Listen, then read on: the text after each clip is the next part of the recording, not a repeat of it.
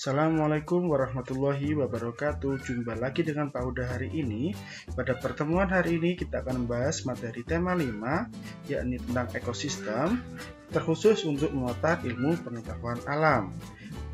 Apa saja yang akan kita bahas hari ini? Yang pertama adalah tentang jenis makanan hewan, yang kedua tentang rantai makanan, yang ketiga tentang jaring-jaring makanan, dan yang keempat tentang simbiosis. Yang pertama tentang jenis makanan hewan, kita tahu bahwa hewan itu mendapatkan sumber makanan dari makhluk hidup yang lain. Beberapa jenis hewan itu mendapatkan sumber makanan dari daging atau hewan lain. Ada juga hewan yang mendapatkan sumber makanan dari tanaman, dan ada juga hewan yang mendapatkan sumber makanan dari daging atau hewan lain sekaligus dari tanaman. Ya. Hewan-hewan ini kemudian digolongkan menjadi beberapa jenis berdasarkan makanannya. Yang pertama ada jenis hewan karnivora, yakni jenis hewan yang mendapatkan sumber makanan dari daging atau hewan yang lainnya. Di situ digambar ada contohnya, yakni singa. Yang kedua adalah jenis hewan herbivora, yakni jenis hewan yang mendapatkan sumber makanan dari tumbuhan. Di gambar ada contoh sapi yang mendapatkan sumber makanan dari tanaman atau rumput. Yang ketiga adalah jenis hewan omnivora, yakni jenis hewan yang sumber makanannya berasal dari daging atau hewan lain dan juga tumbuhan. Di gambar ada contoh ayam, di mana ayam itu dapat memakan biji-bijian dan juga memakan hewan-hewan yang berukuran lebih kecil dari ayam, misalnya serangga ataupun juga cacing dan lain sebagainya. Itulah jenis-jenis penggolongan hewan berdasarkan makanannya ya. Sekali lagi ada karnivora, herbivora, dan omnivora. Nah, contoh lain dari hewan karnivora adalah singa, yang tadi disebut contoh ya, yang memakan jerapah di situ ya. Zebra maksud Pak Huda. Kemudian ada elang yang memakan ikan dan juga hiu yang memakan ikan lainnya. Sedangkan contoh lain dari herbivora adalah kambing yang makan rumput, rusa yang juga memakan rumput, dan juga jerapah yang makan dedaunan. Contoh lain dari hewan omnivora adalah tikus, monyet, dan juga paus ya. Nah, selain peristiwa makan tadi, dalam interaksi antara makhluk hidup juga terjadi proses makan dan dimakan ya, di mana hal ini disebut sebagai rantai makanan.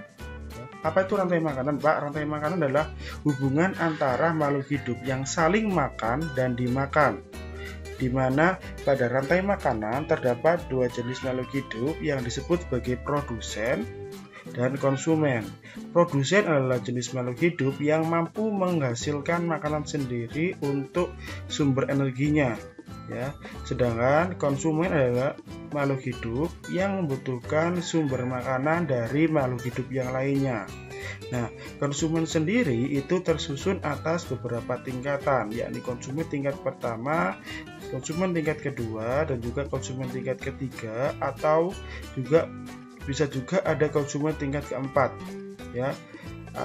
Konsumen tingkat terakhir ini disebut juga sebagai dengan konsumen tingkat puncak ya. Konsumen puncak itu artinya konsumen yang tidak lagi dimakan oleh makhluk hidup yang lain sehingga dia akan mati dengan sendirinya ya. Untuk lebih jelasnya kita bisa melihat contoh rantai makanan di ekosistem sawah berikut ya. Jadi di sawah itu ada rantai makanan yang berawal dari padi, yang kemudian padi akan dimakan oleh tikus yang merupakan konsumen tingkat pertama. Yang selanjutnya tikus dimakan oleh ular yang merupakan konsumen tingkat kedua, dan ular akan dimakan oleh elang yang menjadi konsumen tingkat ketiga sekaligus konsumen puncak, karena elang tidak lagi dimakan oleh makhluk hidup yang lain sehingga dia kemudian akan mati.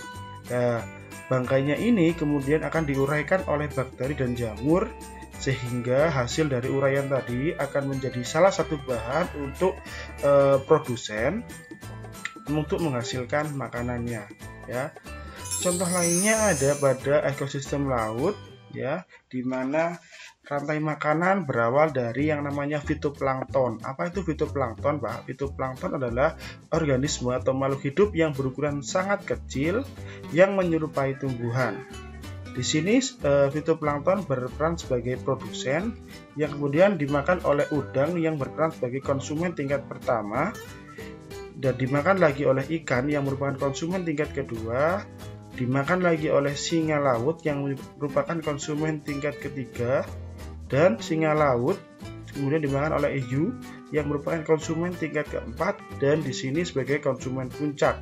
Hiu kemudian akan mati dan diuraikan oleh bakteri, dan hasil dari uraiannya akan dijadikan bahan makanan atau bahan pembuatan makanan oleh organisme kecil yang ada di laut. Ya.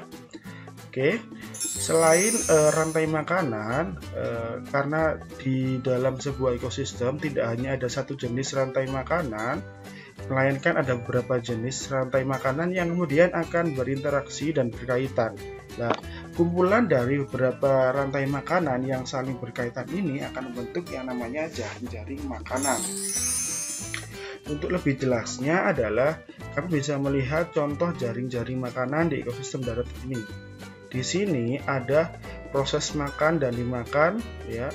Ada beberapa jenis rantai makanan, ya, yang saling berkaitan. Contohnya di sini ada tumbuhan yang menjadi produsen tidak hanya dimakan oleh satu jenis hewan. Ya, ada juga di sini tikus yang merupakan konsumen tingkat pertama yang kemudian tidak hanya dimakan oleh satu jenis hewan, tapi juga dimakan oleh beberapa jenis seperti rubah dan elang. Nah, inilah yang disebut dengan jaring-jaring makanan, ya, kumpulan dari beberapa rantai makanan yang saling berkaitan. Contoh lainnya adalah di ekosistem air. Di sini ada produsennya, ada fitoplankton dan rumput laut yang kemudian dimakan oleh konsumen tingkat pertama, kedua, ketiga, sampai ada konsumen puncak, ya. Sama seperti halnya di ekosistem darat tadi.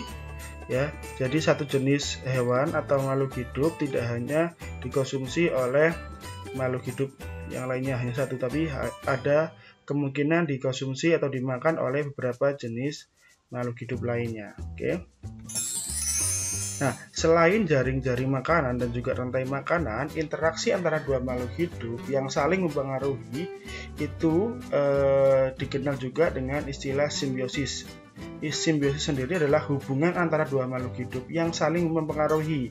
Kalau rantai makanan dan jaring-jaring makanan itu berfokus pada peristiwa makan dan dimakan, kalau simbiosis tidak hanya berkaitan makan dan dimakan, tapi juga hal-hal lain yang dibutuhkan oleh makhluk hidup dalam keberlangsungannya hidup, ya. Misalnya mungkin untuk tempat tinggalnya atau hal lain yang dibutuhkan oleh makhluk hidup.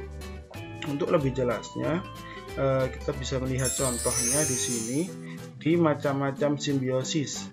Yang pertama ada simbiosis mutualisme, di mana di sini interaksi yang terjadi antara dua makhluk hidup akan saling menguntungkan. Contohnya di situ ada kerbau dan burung jalak, ya, di mana kerbau akan berinteraksi dengan burung jalak. Di sini tidak ada interaksi makan dan dimakan, tapi di sini burung kerbau itu akan memberikan sumber makanan untuk jalak bukan dari anggota badannya, tapi dari kutu yang ada di permukaan kulitnya. Nah, kutu-kutu ini akan dimakan oleh burung jalak.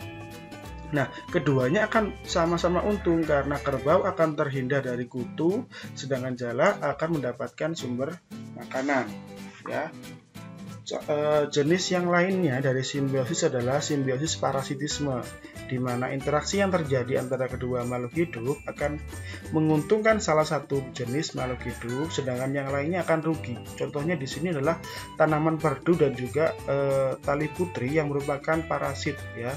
Di mana di sini tali putri itu hidupnya tidak bisa langsung menempel di tanah, tapi dia akan menempel pada tanaman lain.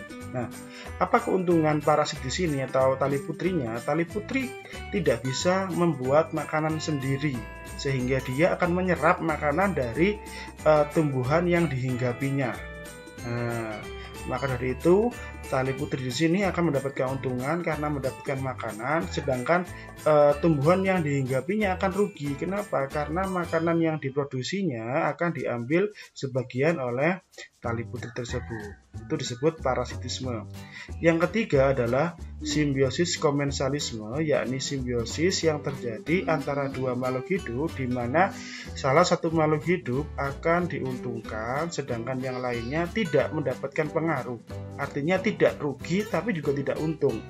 Contohnya ada ikan badut dan anemon laut. Anemon laut yang berwarna hijau itu ya. Di sini anemon laut tidak akan terganggu dengan adanya ikan badut. Ya, sedangkan ikan badut akan mendapatkan keuntungan berupa tempat berlindung dari serangan predator. Kenapa? Karena anemon laut ini memiliki racun yang dapat melukai hewan-hewan yang mendekatinya. Tapi anemon laut ini di dalam tubuh untuk ikan badut ini tidak akan terpengaruh oleh racun yang ada di anemon laut tersebut ya, karena dia punya zat-zat tertentu yang dapat menangkalnya. Tapi ikan badut sudah tidak akan mengganggu anemon laut tersebut, sehingga ikan badut diuntungkan karena mendapat perlindungan, sedangkan anemon laut tidak terganggu dengan hadirnya ikan badut tersebut ya.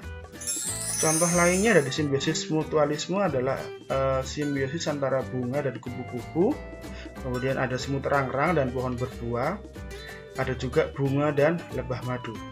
Sedangkan untuk contoh simbiosis parasitisme adalah ada cacing pita dan manusia, kemudian kutu rambut dan manusia, dan yang terakhir lalat buah dan buah. Yang ketiga ada contoh simbiosis komensalisme, yakni antara hiu dan ikan remora, dan juga ada anggrek dan inangnya, kemudian sirih dan pohon besar. Untuk lebih jelasnya bagaimana sih Pak interaksi antara contoh-contoh tadi, kamu bisa melihat atau mencarinya di referensi lain baik dari sumber buku maupun internet ya. Cobalah untuk mencari informasi yang lebih lengkap dari berbagai macam sumber pengetahuan. Ingat ya, sumber ilmu pengetahuan tidak hanya berasal dari satu sumber saja, tapi dapat juga berasal dari sumber-sumber lain yang dapat kami gunakan. Oke. Itulah tadi materi tema 5, muatan ilmu pengetahuan alam ya. Tetap semangat dan tetap sehat ya. Kita ketemu lagi di pertemuan selanjutnya. Terima kasih. Wassalamualaikum warahmatullahi wabarakatuh.